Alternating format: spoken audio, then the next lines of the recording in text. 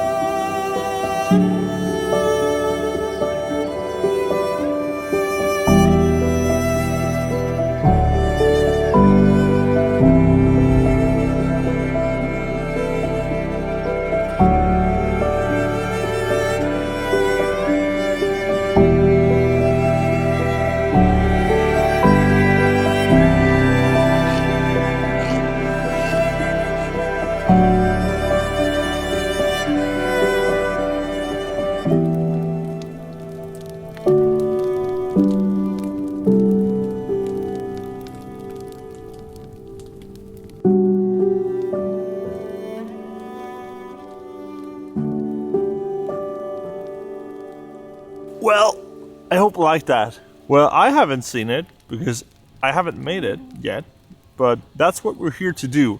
And we're in this super beautiful Getoravinen, it's called. It's really green and the water is like pouring everywhere, and well, this is gonna be nice. And I brought a friend, his name is Sammy, and he's gonna do some modeling for this video, and I'm gonna try to capture some bushcraft and nature vibes here in beautiful green Sweden. Well, let's get to work.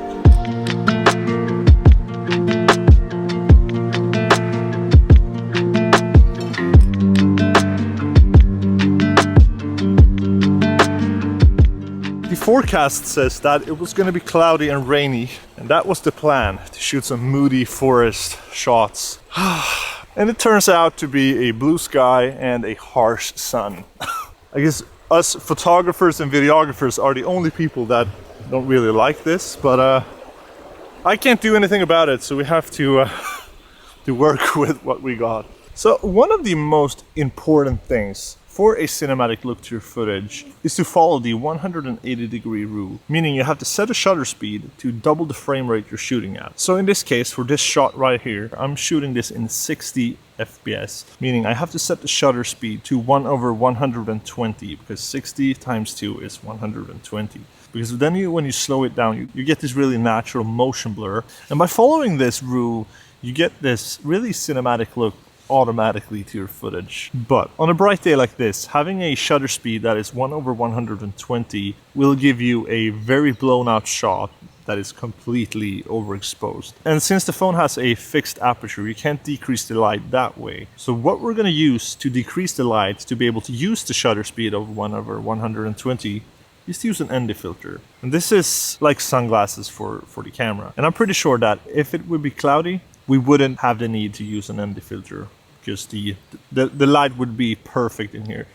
But as I said earlier, I can't do anything about it, so let's continue our journey.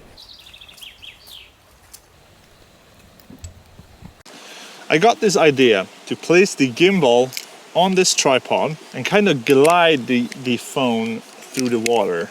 Well, obviously not through the water, but kind of with the flow of the water. And I think it can look pretty cool.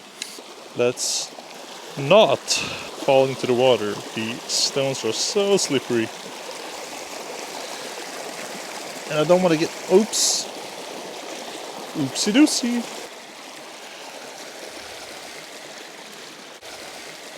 Same day, new spot, and the light is a little bit better now.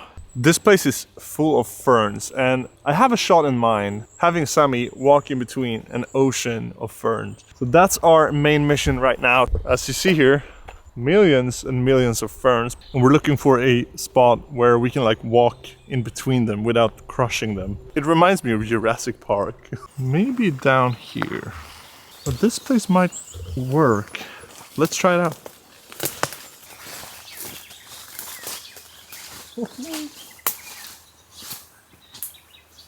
And maybe extend it as long as we can. Okay. I'm thinking it might look like a drone shot. I'll try it again. Haha, my knees hurt. So using something in the foreground of your shots really gives depth. It makes stuff look way more interesting and not as flat and boring if you would just hold it still or like move it in the air like this. I'm gonna try to use the ferns here to get a cool moving shot. A little trick I do to get the focus right is to use manual focus, but first I use the autofocus here to let the autofocus set the focus where I want it, and then I press manual focus. And doing it this way, I know the focus is hitting right here and not on the leaves here, because when I'm panning really close to something, the camera will most likely want to focus on what's closest to the camera. So this is a good little way. But if you're recording in up to 4K 30p or Full HD 60p, you can touch the focus to enable object tracking, which is perfect in a situation like this. So here you can really see what the different lenses do to the shot. And I was standing on the exact same spot for all three, and the only thing I changed was the lenses. And it's really cool how it can really change the whole feeling of the shot. And you can really use this to enhance a specific emotion that you want to show with your footage. So really cool to have this in a small little tiny phone.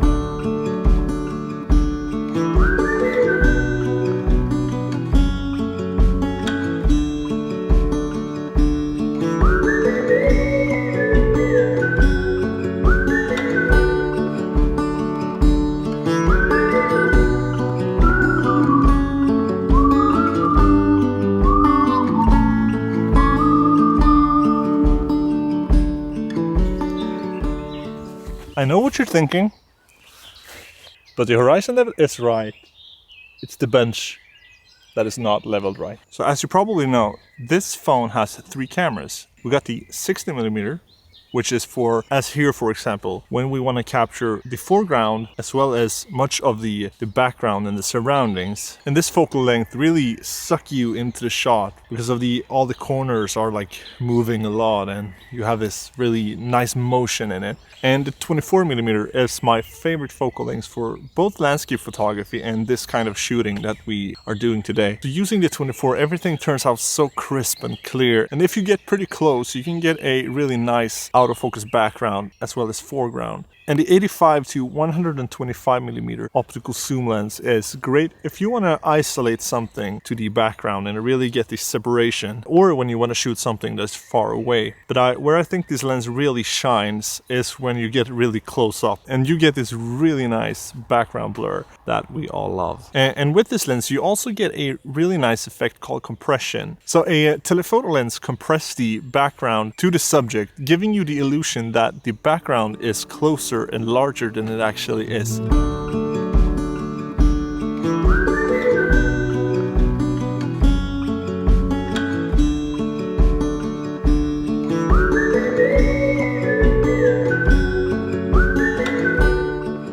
So as you probably already know, this phone can shoot up to 4K 120 FPS on all cameras, which is a game changer for mobile videography. So in this footage right here, I chose to record in 120 FPS because when we slow this footage down by 5 times to 24 FPS, we get a super clean 4K slow motion shot. But do you remember that 180-degree rule I talked about? So when we're recording in 120 FPS, we should use the shutter speed of 1/240. Which means we're letting in less light than if we would record in a slower shutter speed. So for the best image quality possible, it's better to shoot slow motion action shots in a well-lit area.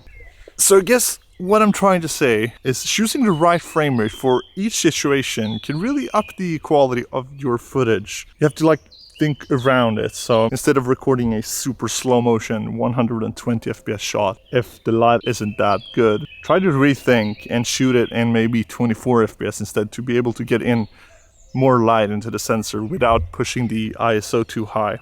And now you know what time it is? It's time for marshmallows.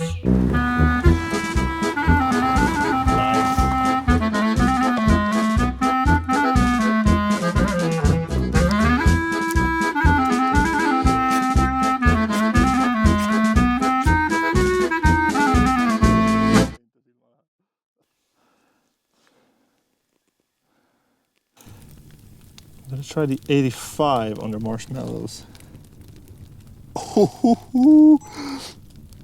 This shot is fire. No pun intended. This looks so tasty. So if you reached this far into the video, I want to say huge thanks to you. I have a link down in the description if you want to read more about the Xperia 1 Mark IV. If you have any questions about the cameras on the phone, tell them down below and I'll do my best to try and answer them. I'll see you in the next video. Bye.